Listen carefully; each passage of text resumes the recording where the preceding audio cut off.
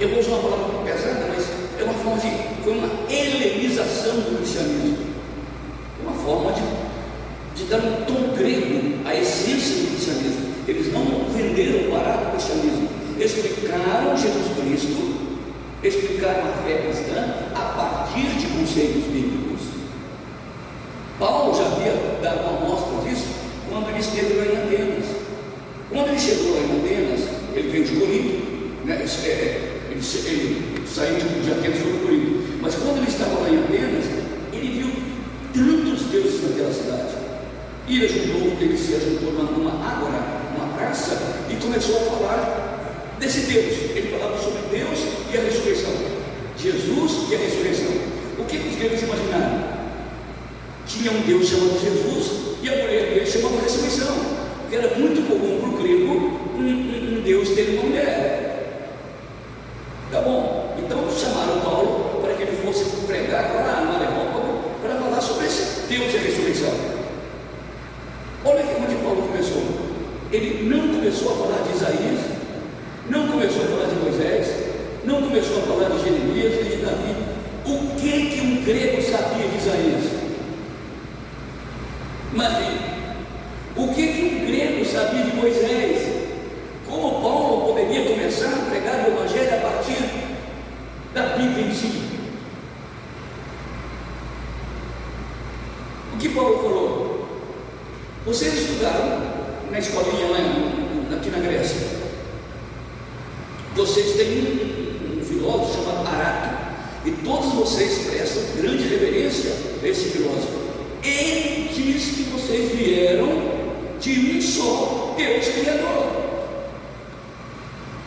como diz um dos vossos filósofos. Então Paulo não partiu de Isaías, não partiu de Moisés, não partiu de Gênesis, partiu deles mesmos. O que Paulo foi contextualizar o cristianismo dentro de uma cultura pagã. E então eles entenderam, é mesmo, a gente estuda isso desde criança. A partir dali, aí então, Paulo mostrou o Evangelho. Quando eles entenderam a respeito de quem ele estava falando, então ele pregou o Evangelho. Se chegar perto de um índio que nunca ouviu falar do Evangelho aqui na nossa Amazônia, diz: olha, Jesus Cristo te ama. Ele fala: o quê? Se você não começar a contar a história de Jesus a partir daquele que entende sobre Deus, ele jamais entenderá o Evangelho, porque o Evangelho é uma coisa intelectual, você tem que pensar, raciocinar, entender. Então esses irmãos da patrística, grandes pensadores, grandes teólogos, eles começaram a falar de Jesus a partir de conceitos gregos, por exemplo, de hipóstase, a partir de usia. Eram termos muito iguais a Jesus, e eram mesmo aplicados a Jesus, mas eram os textos que os gregos sabiam que era hipóstase, o que era usia. Então, por exemplo, quando um pai de Capadócio dizia: como que vocês não entendem a Trindade? O que vocês pregam sobre o Sol? O que vocês falam do Sol? E eles eram matemáticos, eles eram intelectuais. Ele dizia: vocês dizem que o Sol é o Sol. Quer dizer, o Sol é o Sol. O Sol tem luz? Tem luz. A luz é o Sol? Não. Mas a luz vem do Sol. Vocês dizem que a luz tem calor. O calor é a luz? Não. Como é que vocês acham que é impossível ter um Deus triuno? Sendo que vocês dizem que dentro da física suas é possível ser triuno. Como que vocês não entendem que Deus é muito maior do que o Sol, não pode ser triuno? Como que vocês não entendem que a luz vem do Sol, sem Sol não tem luz, e que o calor vem da luz, e sem luz não tem calor? E vocês conseguem dizer que não é a mesma coisa? Eles não vêm da mesma hipóstase, essência? Ah, você tem razão. Então, a partir de conceitos gregos, eles começaram a falar a respeito de Jesus, e os gregos entenderam o Evangelho. Patrística. Nós devemos, a igreja cristã se deve à patrística. Esses grandes homens, dentre eles o inigualável Agostinho de Hipona, Santo Agostinho que nós chamamos. inigualável, inigualável. Talvez a inteligência mais pródiga que eu vi na história, que eu tenho lido na história, Agostinho de Hipona. Se vocês não conhecem uma pessoa inteligente e acham que conhecem, leiam Agostinho. Impressionante isso. Você vai encontrar obras de Agostinho no Google à vontade. Vocês vão dizer que é normal essa cabeça aí, né? A mãe dele era Mônica, uma mulher, santa mulher de Deus, não no sentido que o católico fala, santa mulher, mas era santa mulher de Deus. Bom, terminando o termo da patrística, a igreja, de uma certa forma, ela se consubstanciou, ela se achou confortável no mundo pagão. Agora, o cristianismo que tinha o centro de Jerusalém passou para um outro lugar, para Roma. Roma se tornou a Jerusalém dos cristãos. Ali era o centro do cristianismo, por causa de Constantino, por causa da conversão de Constantino aqui no ano 325, né? Ele se converte, traz a igreja para o Estado. Agora a igreja é dona do poder, a igreja tem o poder moral, porque ela é dona do poder, e tem o poder espiritual, porque ela fala em nome do Espírito de Deus, fala em nome de Deus. A igreja se tornou uma agência poderosa, política e espiritual. Já não era mais aquele bando de gente analfabeta, pelo contrário, eles dominaram o mundo intelectual e espiritualmente. A igreja tornou-se a detentora do poder. Eu estou falando isso para a gente chegar na reforma, tá? Então, aqui Gregório, aqui no século VI, o Gregório, grande, um bispo muito poderoso, muito inteligente, Gregório é inteligentíssimo. Ele sistematizou, Gregório VI, ele sistematizou a igreja romana. O que ele fez? Bom, nós somos espalhados pelo mundo inteiro. Nós precisamos de criar uma igreja una, que ela seja uma em todo lugar que ela for. Então nós precisamos fazer uma língua comum para a igreja, o latim. Então já deixou de ser o grego, porque o centro do mundo era Roma, que falava latim. O grego deixou de ser falado no lugar comum da igreja. As missas todas eram rezadas em latim. E há pessoas que estão aqui, talvez, que tenham ouvido falar dos seus pais, talvez o seu pai, sua avó que está aqui, deve ter ouvido algum padre falar missa em latim. Não é? Foi um modo que Gregório sistematizou a igreja. E outra coisa, ele fez uma liturgia comum para todas as igrejas do mundo, uma liturgia comum, com uma língua comum. Por isso que as liturgias tradicionais das igrejas católicas romanas, elas são muito parecidas. Nota que ela tem um desenvolver igual um ao outro. Gregório VI, Gregório tentou unificar a igreja com a sua teologia, com a sua doutrina, com a sua língua, com a sua liturgia. Essa igreja aqui é que Lutero encontrou lá no século XVI. Essa igreja una, poderosa, com todas as outras influências, mas era essa igreja de Gregório VI. Por isso que se alguém fala do canto gregoriano, né? O canto gregoriano veio daqui, o canto chão, o canto gregoriano. O que o Gregório fez? Ele mandou fazer em latim músicas muito simples, em certo sentido, com muitos bemóis, né? Tinha uma música muito cheia de bemol, né? E bem chamado canto chão. Eu canto bem baixo e mudando umas vozes outras, simplificando para criar uma música comum também na igreja do mundo inteiro. Ele é uma pessoa muito inteligente, ele era um globalista religioso, diríamos, o senhor global da religião, Gregório VI. Um homem muito culto, muito inteligente, e agora os bispos eram extremamente inteligentes. Houve um problema aqui na frente, que não interessa falar, é que esses bispos de Roma se tornaram poderosíssimos, mas também havia um outro bispo em Alexandria, que se tornou poderosíssimo. Tá? E eram duas igrejas, formando uma só. Uma igreja com mais influência grega, uma igreja com mais influência romana. E eles se encontravam de vez em quando no Supremo Concílio nosso, de 4 em 4 anos. E num desses encontros eles resolveram uma coisa sobre a pessoa de Cristo e saíram para pregar a mesma coisa. Os romanos começaram a pregar diferente, chamado Theotokos. Isto é, Maria era mãe de Deus, ou Maria era portadora de Deus. Os do Oriente diziam que era portadora e não mãe.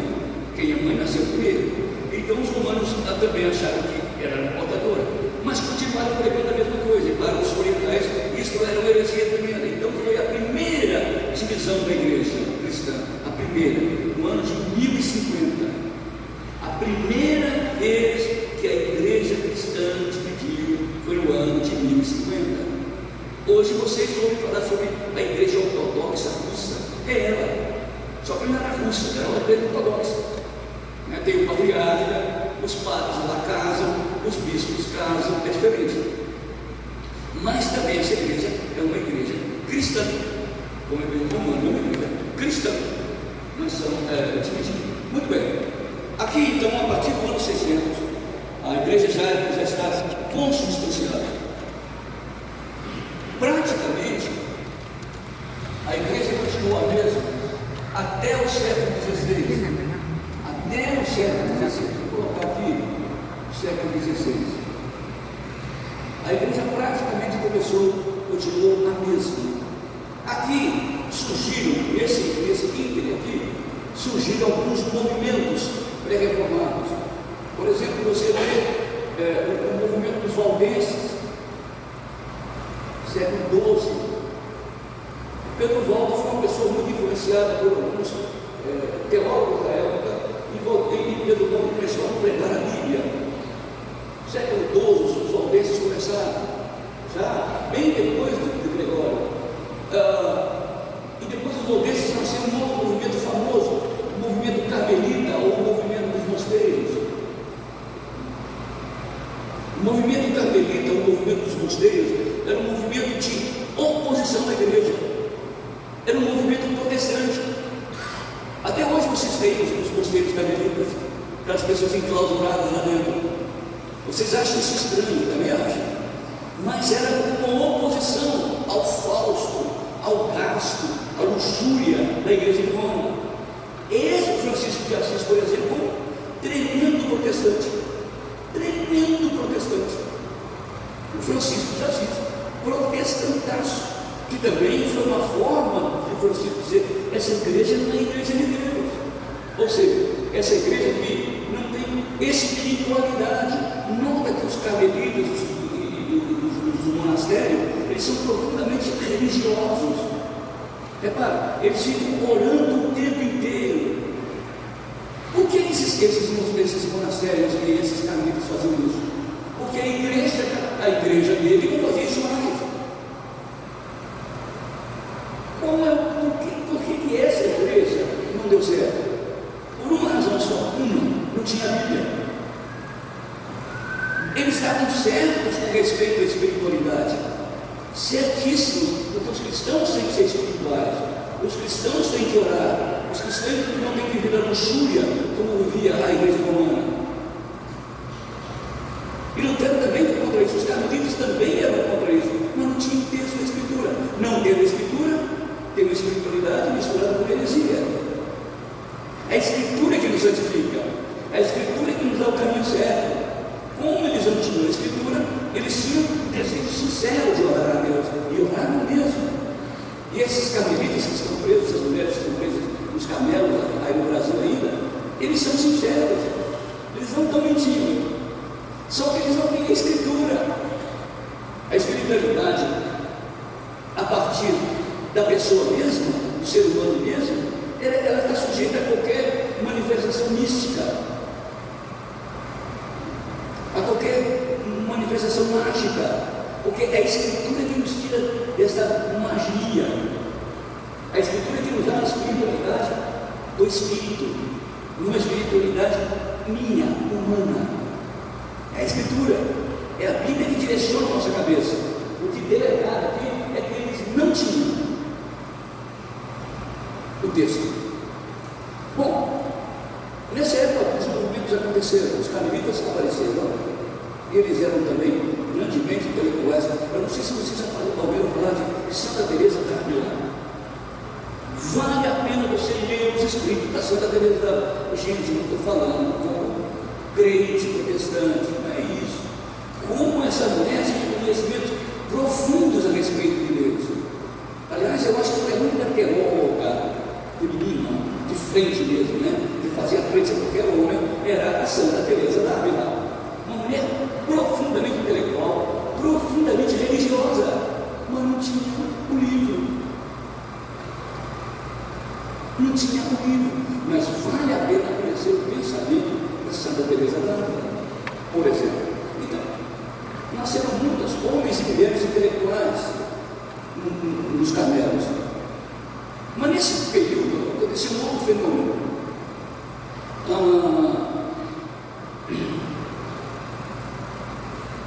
Conhecimento, tanto conhecimento científico como conhecimento bíblico, qualquer filosófico, estava enclausurado dentro desses Carmelos. Lá eles tinham acesso aos livros, eles liam, mesclavam. O que os padres da igreja, começaram a pensar? Nós estamos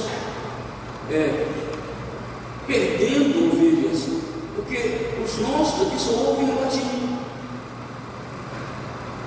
e eles não conhecem o latim. Então, eles começaram a ensinar a missa toda em latim, mas parte da missa eles ensinaram a língua original que eu estava falando. E aí, passou-se a igreja a ser uma catedral. Daí catedral de ensino. Porque a primeira universidade, entre aspas, que aconteceu no mundo, foi dentro da igreja romana. E ali eles começaram a ensinar ciência, ensinar filosofia para a língua original daquela época, para que a igreja não se perdesse, para que não ficasse só no latim.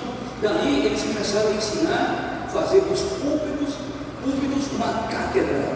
Por isso que os pastores protestantes antigos dizem: eu agradeço a Deus por usar essa cátedra sagrada. É isso que estou falando, cátedra, aí catedrático, catedral, né? Cátedra, essas coisas, ex-cátedra, ok? Então o que aconteceu? A igreja tornou-se uma cátedra, e da cátedra começaram a surgir alguns movimentos de escola naquela época, de faculdade, de escola, muito incipiente, mas começou um movimento de educar pessoas já lá antes do século XII. E há teses de universidades e faculdades, de teólogos e pedagogos daquela época já, onde ensinava estética, ética, matemática, geografia, coisas assim, de ciências, etc. Bom, então os carmelitas que conheciam, agora esse conhecimento passou também para as pessoas comuns, através das cátedras dos padres da igreja. Padres, reparem, tá? Os padres da igreja. Padre não é no sentido que é agora, dos pais da igreja. Esses dois conhecimentos se ajuntaram. Quando esses dois conhecimentos se ajuntaram, eles fundaram um movimento chamado Escolástica.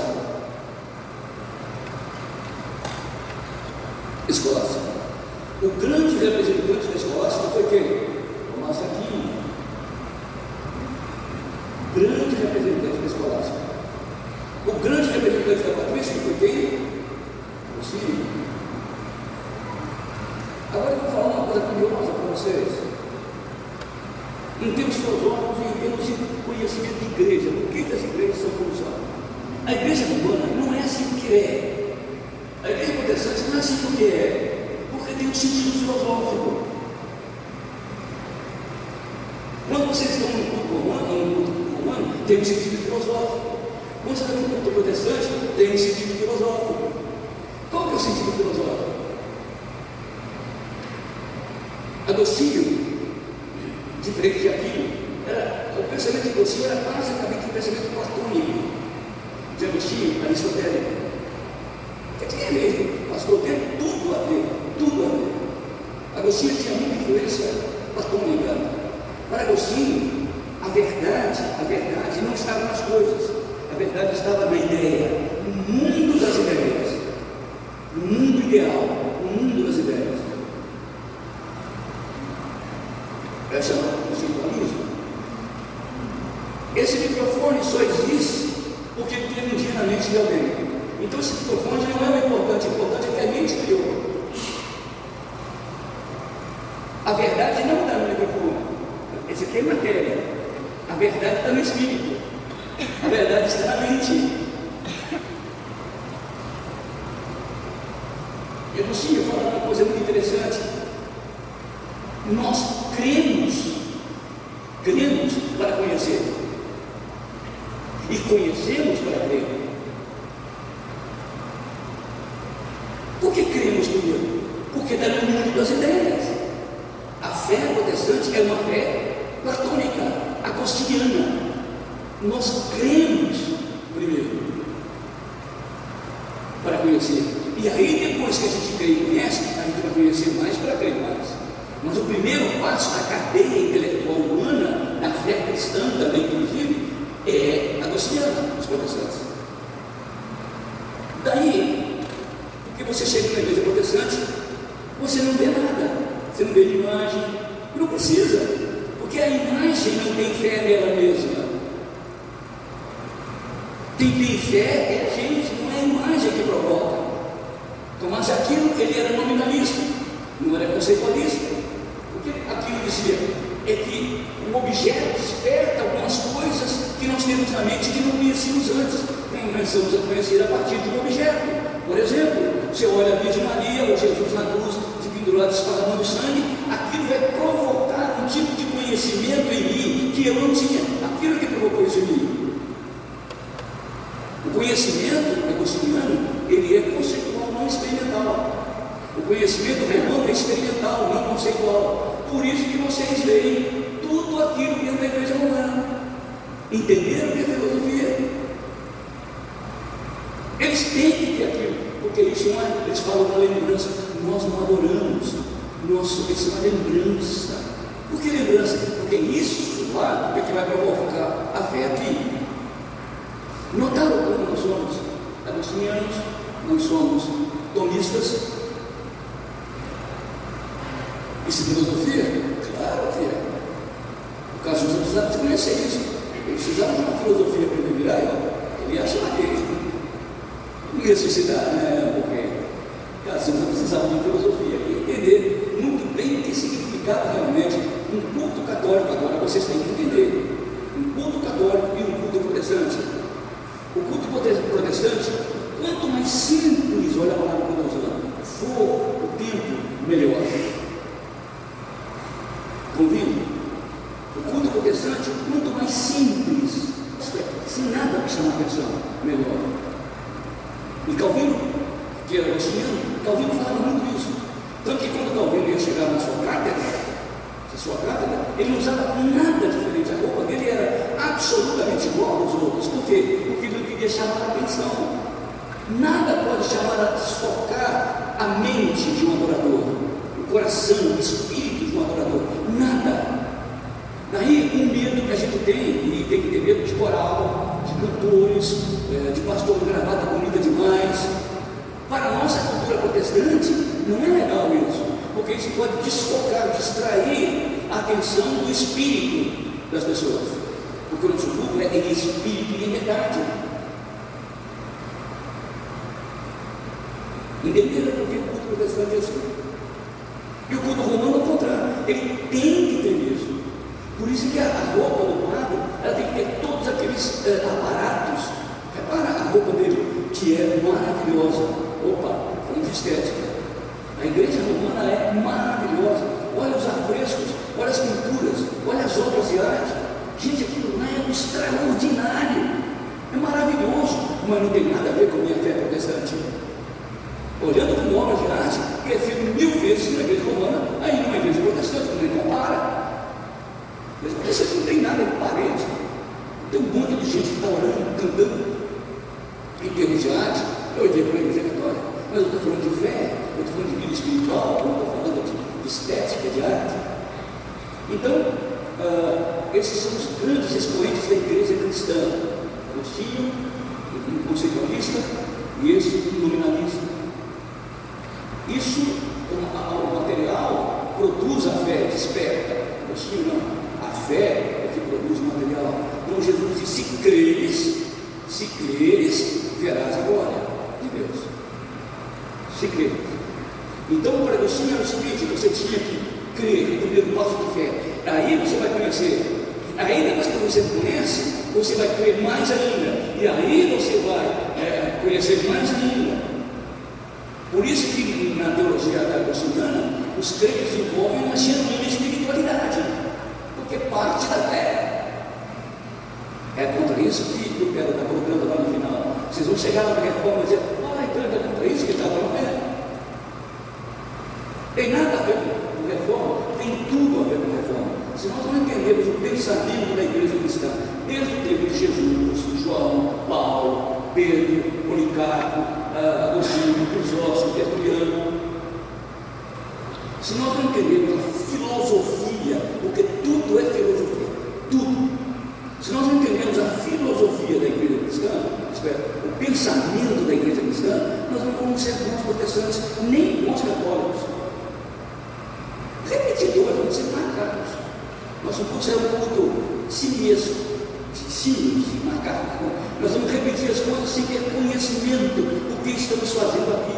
Por que nós somos desse jeito, não somos daquele jeito? Nosso culto não vai ter profundidade espiritual.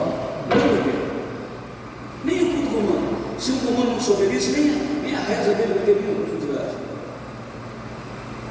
Então, nós somos agostinianos, nesse sentido, quando eu falo que os calvinistas são agostinianos, acho estranho, né? Mas Santo Agostinho é da igreja católica. Que igreja católica? Santo Agostinho é da igreja. Mas da igreja. Tertuliano é da igreja. Sim, igreja católica é da igreja. Então, juntou o movimento da escolástica. O que a escolástica primeiro? A escolástica era uma tentativa aristotélica de provar sem a Bíblia, sem conceitos bíblicos, provar a realidade de Cristo, a Trindade. O grande representante do Tomás de Aquino,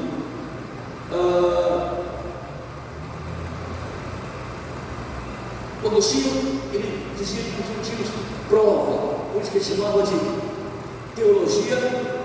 Olha o que o Agostinho chamava: crucis. Teologia crucis. E o antigo chamava de teologia glória. Teologia glória. Essas duas teologias. Por que a igreja romana, por exemplo, faz quermesse? A igreja romana promove festa? Porque o foco não é a teologia da glória, é chamada teologia da natureza. O homem é capaz de explicar a Deus explicando filosoficamente a natureza, o que eles chamavam de teologia da glória. Agostinho diz que isso era impossível. A única maneira de conhecer a Deus é através da cruz.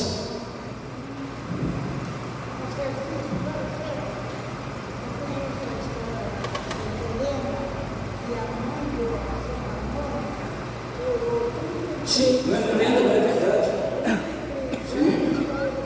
Sim.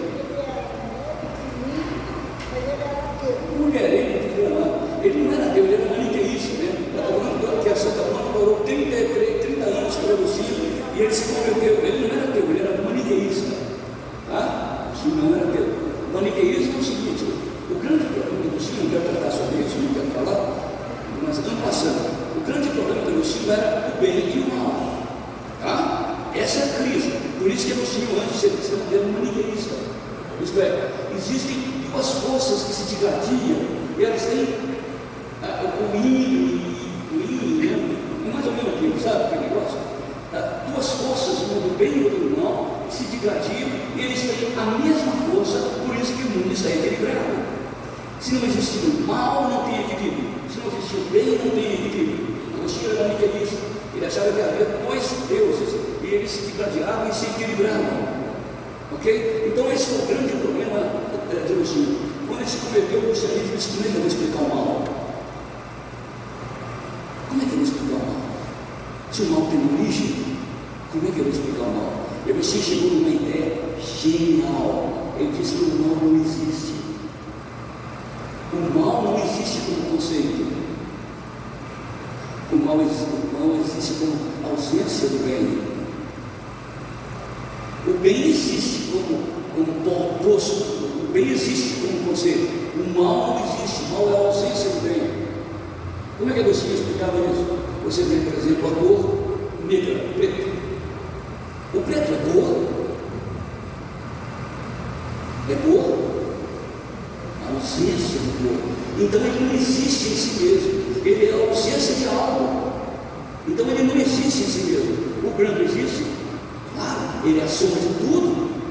Então Agostinho dizia que como na física as coisas podem acontecer, no mundo espiritual ele descobriu que ele era genial, que o mal não existe como mal, ele não consegue, ele é uma ausência do bem. Como a sombra é a ausência da luz, ela não existe como conceito, ela existe como ausência. O cara é maluco, é genial. Bom, a ideia não é essa. Um dia nós podíamos falar sobre o pensamento de Agostinho. Acho que valeria a pena a gente conhecer a cabeça desse homem. Fantástico. Então, para aquilo era a teologia da glória. Quando Lutero acorda lá no século XVI, o que prevalecia na igreja? A teologia da glória. Os templos, as catedrais, as riquezas, os bens, fazia parte de uma filosofia religiosa cristã, que era a teologia da glória. Para onde Lutero voltou? Maravilha. Voltou para Agostinho. Na verdade, era o velho combate entre o realismo e o conceitualismo. Era o velho combate, voltando agora em Lutero, uma outra face, um outro tempo, uma outra era, chamada Renascença do Iluminismo. Mas era o velho combate filosófico entre Platão e Aristóteles. Bom, aqui estava em crise. A teologia cruz ela dominou durante muito tempo. E vou dizer uma coisa que você não sabe: a igreja romana, ela foi uma época da história predestinista. Enquanto a teologia crucis dominava a igreja romana mesmo, não católica, romana de Roma. Enquanto a teologia crucis de Agostinho dominava a igreja romana, ela era predestinista, porque o Agostinho era predestinista. Então a gente fala Jesus, Paulo, Agostinho e Calvino. A igreja romana era predestinista. Quando ela deixou a influência da teologia crucis e começou a receber a influência da escolástica, ela abandonou a teologia cristiana e passou a teologia da glória, ou a teologia de Tomás de Aquino. Notem, meus amigos, que a igreja cristã é uma história de filosofia, de pensamento. Você não está sentado aqui igual um idiota, não. Você tem uma história para trás, você tem um pensamento para trás. E é ruim demais quando a gente vê, eu sempre falo, né, do avivamento brasileiro.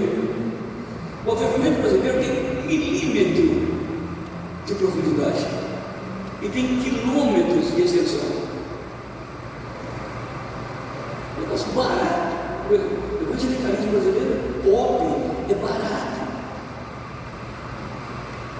Nós precisamos conhecer a história da igreja para conhecer precisamos conhecer a teologia da história para conhecermos a história da igreja. Isso aqui é teologia da história para conhecermos a história. Então, outros avivalistas levantaram aqui também, como João Luz, Wycliffe, Savonarola.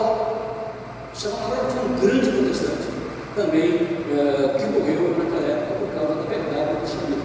Então, no século XII, os valdenses, depois vieram outros pré-reformadores, deram alguns ecos que surgiram da reforma, que viria a ser a grande reforma de Lutero. Qual era a diferença? A questão era a escritura, o livro. Lutero descobriu o livro.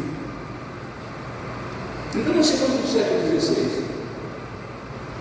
Quais são as principais teses de Lutero no século XVI? Claro que eu quero dizer para vocês que Lutero não nasceu sozinho, tá? Lutero nasceu numa época, todo mundo que nasce numa época. Lutero nasceu na época do iluminismo. Lembra que eu falei no domingo passado, que na época de Lutero, um pouco antes, o mundo era eclesiocêntrico, isto é, a igreja era o centro do mundo. Quando eu falo centro, centro mesmo, centro para eleger o César, centro para eleger o imperador, centro para influenciar os príncipes, para influenciar a política, para influenciar a economia, para influenciar a ciência. Era o centro do mundo. E era a igreja também que perdoava, que tirava e mandava para o inferno, era a igreja que mandava para o céu. A igreja era o centro do mundo. Lembra do Gregório, como é que ele conseguiu fazer isso? Chama-se eclesiocentrismo. Tá? O sol é quadrado, sei lá, na terra tem fio, não pode ser. O eclesiocentrismo, eles pregavam que a igreja disse, né? A igreja disse, né? Roma Locusta, a verdade é essa. Se a Roma falou, estava lá. O eclesiocentrismo surgiram os primeiros movimentos liberais, dentro das universidades que já existiam em Gênero, na Alemanha, na França, sobretudo na Inglaterra. E eles começaram a mudar a ideia do eclesiocentrismo, voltando para onde? Para os pré-socráticos, lá do século V antes de Cristo. Começaram a trazer de volta o conhecimento da velha cultura grega, a reinterpretação do mundo a partir da cultura grega, não da cultura eclesiástica. E eles começaram a interpretar o mundo. Então, eles tiraram a igreja do centro e colocaram o homem. A igreja é o centro de todas as coisas. Agora, o homem é o centro de todas as coisas. Por isso que, em tirando a igreja do centro, o homem entrando no centro, a ciência evoluiu tanto. Porque agora dependia não mais de um poder central, mas da mente de cada um. Cada um podia ter o seu pensamento. Cada um podia criar a sua ciência. Cada um podia dizer a sua verdade. Até chegar em Descartes, que mudou a história para a razão. Mas o homem era o centro do mundo. Aí ficou o antropocentrismo. Sai do eclesiocentrismo, volta para o antropocentrismo. Lutero nasceu nessa época. E Lutero foi grandemente influenciado pela ideia de que o homem pode pensar por ele. E Lutero disse: por que eu tenho tanta angústia no coração e a igreja não me responde? Ele era fruto de uma época, ele era fruto de uma libertação da igreja. Ele disse: eu vou procurar a resposta para mim, não é? Todo mundo podia ter sua ciência, todo mundo podia ter seu pensamento, todo mundo podia ser sua verdade. Lutero disse: então eu vou buscar. Com toda a angústia que ele tinha, chegou em Roma, vendo a catedral de São Pedro sendo construída, dinheiro sendo jogado aos montes, e a igreja vivendo uma luxúria. O Carmelo não conseguiu resolver, ele era um monge agostiniano, não conseguiu resolver, e ele tinha angústia, desespero no coração. O que ele fez? Eu vou procurar a resposta, porque agora o homem é o centro de todas as coisas. Não, claro que Deus está usando um momento da história, Deus está usando um momento filosófico do mundo para influenciar o terreno. Deus trabalha, ele faz a história e não trabalha sem a história. Então, Lutero viveu nesse mundo onde o homem é o centro de todas as coisas. Eu não preciso mais estar subjugado ao poder central de Roma para encontrar paz. Eu vou para ir em algum lugar que eu não encontrei lá. E onde ele encontrou a paz? No livro. E o livro mudou o mundo. A Bíblia mudou o mundo. Se Lutero não reencontra o livro com Josias, encontrou lá no passado, lá em Israel, quando o livro estava perdido dos escombros do templo, Josias trouxe a Bíblia, os sacerdotes leram e houve um grande avivamento lá no tempo do rei Josias. Lutero, da mesma forma, reencontra o livro. E ele encontra aquela frase clássica de Abacuque, mas que está lá em Romanos: o justo viverá pela fé. Ele era um intelectual, um agostiniano, diz que é justo. Onde eu posso encontrar justiça?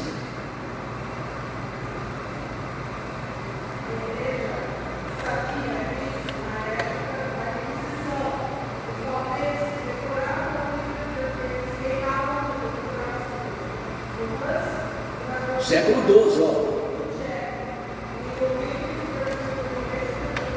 Wycliffe também, mesmo queimaram a palavra do Valdeus, queimaram a palavra do Wycliffe, mas não queimaram de Lutero. A palavra, o livro, é um livro, é um livro. Esse livro mudou. Bom, então o que Lutero encontrou? A primeira tese de Lutero, básica para a verdade, ele criou todas as outras. Justificação pela fé. Como é que um homem pode ser aceito diante de Deus? Ele encontrou o livro. O livro diz: só tem um caminho, cara. Ou você crê para em mim mesmo, crê. Ou você crê, ou você vai estar condenado. E Lutero encontrou paz no seu coração quando ele creu. Esse foi o tema básico de Lutero: justificação pela fé. Agora nós, os protestantes modernos, devemos colocar mais uma palavrinha. Não podemos esquecer dessa palavrinha, senão nós vamos nos embananar dentro de um mundo religioso cristão. Justificação pela fé, viu? Somente. Somente. Isso nós devemos colocar na nossa cabeça. Somente. Porque se você começar com o católico romano, ele vai dizer que ele é justificado pela fé. E me diz mesmo: cuidado quando você for conversar com o católico romano que conhece a história. Não o católico de Betinello, não. De verdade. Cuidado. Ele vai dizer: nós somos justificados pela fé. Nós somos salvos através do sangue de Cristo. Aí você pergunta: somente? Essa é a diferença. Somente? Ele vai dizer: não. Aí eu vou dizer: por isso que eu não sou católico. Somente? Não. Por isso que quando nós falamos reforma, guarde essa palavrinha: somente. Porque aí você vai definir quem é o protestante, quem é o católico. Não de cristianismo, não. Falando de protestantismo e catolicismo. Você vai definir: somente? Não. Então eu sou protestante, não sou católico. Porque eles dizem que é o sangue de Jesus do lado que purifica. Eles pregam isso. Não somente.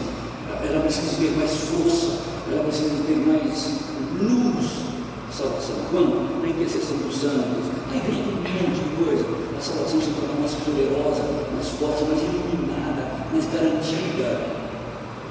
Ou seja, a fé não é suficiente.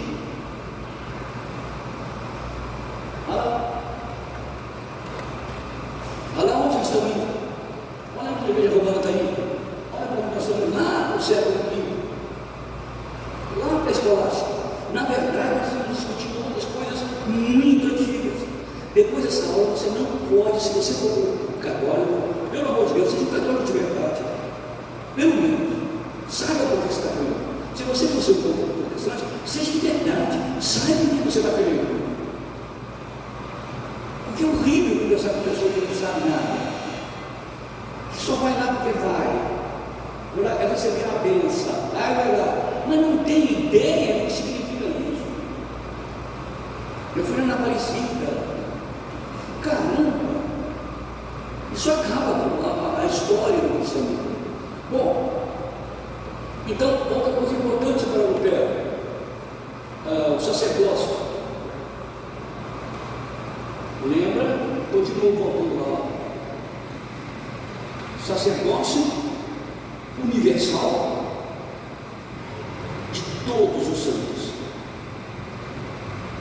Na teologia da glória, a estampa da teologia está onde? No belo, na arte, na centralidade do clero, na roupa, nos paramentos. Esse sacerdote, ele é o único sacerdote lá da paróquia, ele é o único daquela paróquia que pode orar por você. Lembra que Lutero foi influenciado pelo iluminismo? Cada um tem que procurar o seu caminho. E a ideia do iluminismo levou Lutero a dizer: peraí, se eu encontrei a salvação pela fé, qualquer outra pessoa pode encontrar. Porque o problema sobre ela não tem ninguém, todo mundo pode ser salvo pela fé.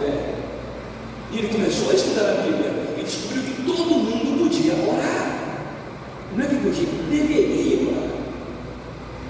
É o que eu quero chamar de sacerdócio universal de todos os santos. Espera, você nunca vai ouvir um padre, ou um papa, ou um bispo, um cardeal, ou um papa, nunca vai ouvir dizer, ore por mim. Porque se ele disser isso, ele é incoerente com a religião dele. Incoerente. Ele está indo contra ele mesmo. Se ele é o sacerdote, como é que vai orar para o sacerdote? Ele é incoerente. Se você ouvir um padre, um pároco, ou quer falar, sai dessa igreja. Você deve ser igreja, não.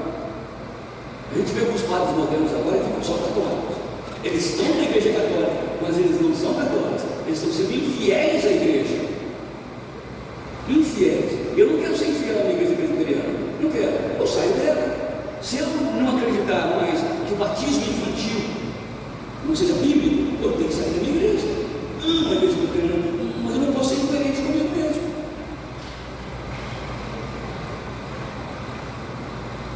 Então, o sacerdócio universal dos santos é o privilégio da teologia da cruz, dá para todo crente poder orar a Deus, orar pelo pastor, orar pelo presidente da república, orar pelo governador, orar pelo irmão da igreja, orar por qualquer crente.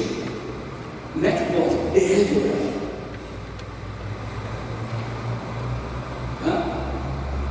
Outra coisa que eu quero foi contra, indulgência. Está tudo ligado a isso, teologia da glória, tudo. As indulgências. Indulgência está ligada à palavra simonia. Simonia é quando você usa um dinheiro, um bem material, para comprar um bem espiritual. Quando você troca, né? Eu vou te dar 100 reais para você me perdoa 2 pecados. Isso se chama simonia. Fazer negócio de coisas materiais com bens espirituais. E Lutero foi absolutamente contra as indulgências, simonia. Havia um monge intelectual que era um acólito. Acólito significa o religioso que aprende mais velho. Esse Tetzel era um acólito do Leão X, que era o papa da época. Esse Tetzel, ele rodava por toda a Europa, pegando dinheiro dos príncipes e das pessoas, e com esse dinheiro para construir a Catedral de São Pedro. E cada dinheiro que alguém dava, se alguém dava mais dinheiro, perdão, maior perdão. Se dava menos dinheiro, menor perdão. E Lutero, naquela época, com a cabeça confusa com ele estava, lendo a Escritura, o coração fervendo por causa da fé, ele começa a ver aquelas coisas, ele fica desesperado. Isso é simonia. Vocês estão destruindo a pregação do Evangelho, a teologia da cruz. Estão dizendo que a cruz é insuficiente, que a fé é insuficiente, que a graça é insuficiente, que a igreja é maior do que a fé, porque a pessoa antigamente não precisava de ter tanta fé, tinha que ter muito dinheiro. Mais ou menos como a gente vê na igreja universal. Você tem que ter grana. Na verdade, o que a igreja universal faz é uma simonia. Clara, declarada. Simonia. Universal, por exemplo, tá? Como a igreja católica fazia, eles também fazem. Como a igreja católica tem papa, eles também têm. Igual, perfeito. Eles não pregam a teologia da cruz, repara. Eles pregam a teologia da glória. Repara. Não é que nós estamos tratando do mesmo assunto de anos e anos atrás. O mundo gira, o mundo roda e o mundo continua filosófico. Então, nós que somos protestantes, estamos tendo o privilégio de saber isso aqui. Eu estou claro que eu estou fazendo uma coisa muito superficial. Aqui dentro tem. Olha, se você estudar a teologia escolástica, chamada da Idade das Trevas, grandes pensadores. Olha, Pedro Abelardo, Guilherme de Ockham, assim, deve ter uma centena de grandes pensadores da escolástica, mas tudo da teologia da glória. Grandes pensadores que vale a pena a gente conhecer, para conhecer a cultura, para ter conhecimento, raciocinar como eles raciocinaram, para entender como é que era o mundo deles. Então, Lutero fez isso. Isso aqui não é uma base só, mas na verdade há muitas teses. Ele pegou essa tese e colocou lá na porta da igreja do castelo de Wittenberg. Wittenberg era a cidade onde ele era professor de filosofia e ética. Então seria o Facebook da época, o Instagram da época, a porta da igreja, porque todo mundo passava a porta da igreja para se dizer, e quando passava, olhava a notícia do dia. Qual era a notícia do dia? A porta da igreja. Lá era o Facebook. Então, todo mundo passava lá, e os alunos começavam a ver, todo mundo lendo, e houve uma revolução por causa também do momento filosófico e político da época, proporcionava isso, que era a liberdade do pensamento religioso, a liberdade do pensamento filosófico, a liberdade do pensamento científico. E aí essa liberdade chegou até René Descartes. O Descartes criou o cartesianismo. Ele fez uma síntese da escolástica, uma síntese agostiniana, e criou o mundo da razão. O mundo da razão, René Descartes. O mundo daí mudou. O que é terminar minha aula dizendo? O que sobrou disso tudo? É que o mundo, o iluminismo diz, a nossa razão vai dirigir o mundo. A nossa razão é a verdade do mundo. Razão. A verdade não está fora, ela está dentro da razão. Então, para o iluminismo também não existia um Deus pessoal. A razão é que ia explicar o mundo. E essa razão caiu aonde? Já que a razão é a esperança do mundo, na ciência. Qual é a grande decepção do século XXI? Qual é a grande decepção do homem moderno? Que a ciência não resolveu o problema do homem. Se chama angústia. Angústia. A razão não resolveu, a ciência não resolveu. Angústia. O último problema do homem é a angústia. O câncer é a angústia. Gastrite é a angústia. Angústia. E a ciência não resolveu. A razão não resolveu. A ciência não resolveu. Vocês imaginam, depois da Primeira Guerra Mundial, o que os filósofos, os especialistas diriam? Nosso mundo vai mudar. Nós descobrimos que não vale a pena matar os outros. Nós vamos criar um mundo diferente. A ciência evoluiu, a ciência agrária, a ciência biológica, mas evoluiu um tanto. Agora nós vamos mudar o mundo, a ciência vai mudar o mundo. O que aconteceu? Segunda Guerra Mundial. A razão não resolveu. A ciência não resolveu. Porque eles não encontraram a verdade. Quem vive com a verdade não tem coerência, não tem conflito. Ele morre feliz e é feliz vivendo a verdade. Porque ele encontrou a verdade na Escritura, o livro do livro. Imagina a importância desse livro para a história do mundo. E como a gente tem esse livro lá na nossa casa, depois de somemos a importância, esse livro mudou o mundo. A única diferença é que ele conseguiu multiplicar Deus, ele conseguiu multiplicar o livro, o que os outros não conseguiram. Por causa da imprensa, por causa de Gutenberg. Ele conseguiu multiplicar o livro. Quando ele conseguiu multiplicar o livro, ninguém segurou mais. Esse livro mudou o mundo. Então, a minha esperança não está na filosofia. A minha esperança não está na razão. Embora eu use a filosofia, mas a minha esperança não está não. E nem na ciência, embora eu use a ciência, graças a Deus, pela técnica e pela ciência, muita coisa maravilhosa, gente, você sabe. As terapias, os fármacos que foram descobertos, coisas maravilhosas. Mas isso não tira a angústia do coração humano. Mentira. Só Jesus. Só Deus. Lutero se conhece. A reforma é um grito de esperança para a humanidade. Por isso que Lutero, os reformados diziam, igreja reformada, sempre reformada. Nós precisamos reformar a nossa vida todo dia, todo ano. Nossa igreja precisa ser reformada a partir da escritura, do livro. É o livro que vai mudar a nossa vida. É o livro. Porque esse livro é santo, ele é sagrado. Ele é a palavra de Deus. Ele muda a nossa mente, muda o nosso coração. Muda a nossa história, a história da sua família, da minha família. Haja vista a minha família do meu pai. Então esse livro mudou a história do meu avô, do meu pai e dos filhos dele, dos meus primos. Nós éramos um monte de gente ignorante há uns 150 anos atrás. Pessoas altamente inteligentes, mas violentíssimas. não só mataram os outros, como se mataram. Suicídio. E um dia esse mais velho leu o livro, e os filhos dele se converteram. Hoje dos netos do vovô são mais de 16 pastores, são mais de 30 netos, tem 6 desembargadores, professores, profissionais liberais. O que aconteceu? O livro mudou a história da minha família Ferraz, inclusive da cabeça maluca que nós temos. Mudou o livro. Acho que nós temos que reformar nossa vida. Como, pastor?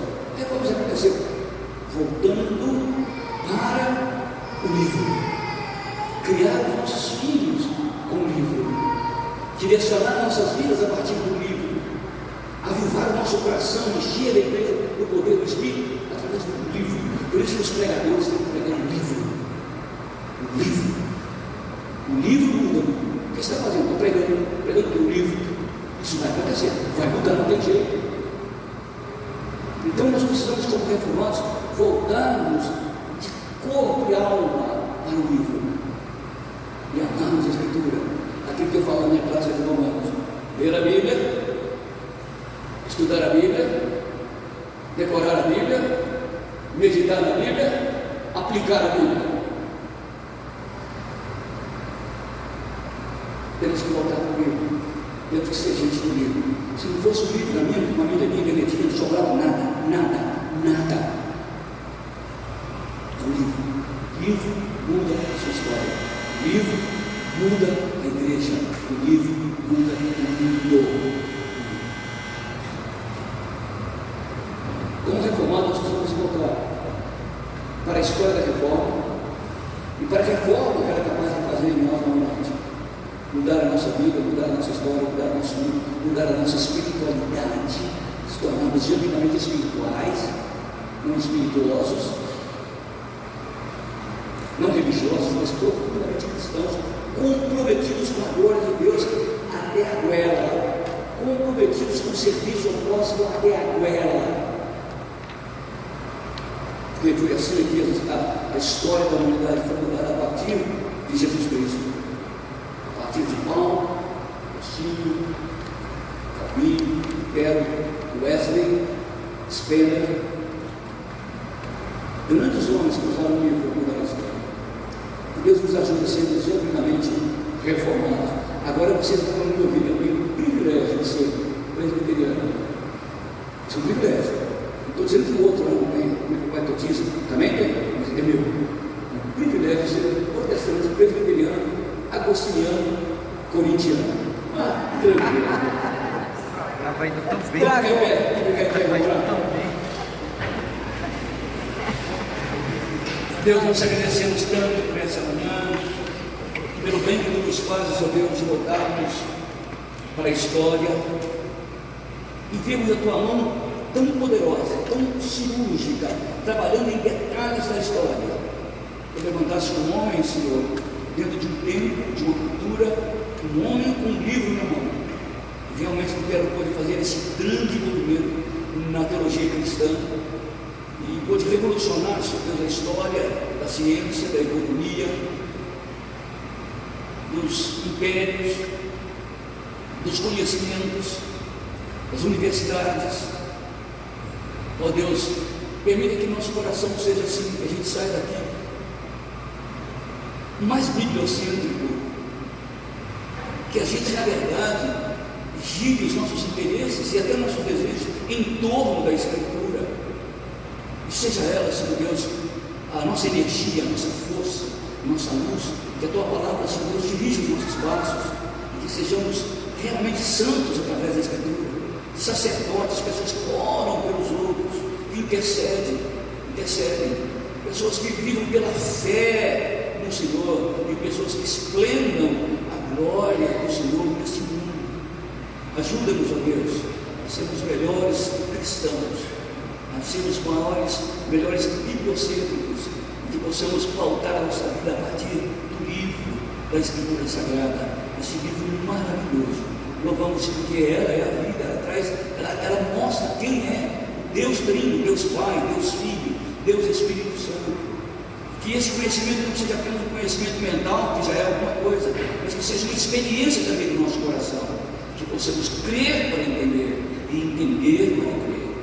Ó Senhor, ajuda-nos a viver uma vida digna do Evangelho, digna da Igreja de Cristo, digna da Escritura Sagrada. Em nome de Jesus, o teu Filho, aquele da cruz, é que nós oramos. Amém. Amém. Deus abençoe, até a próxima. A gente vai estudar mais essas coisas na vida.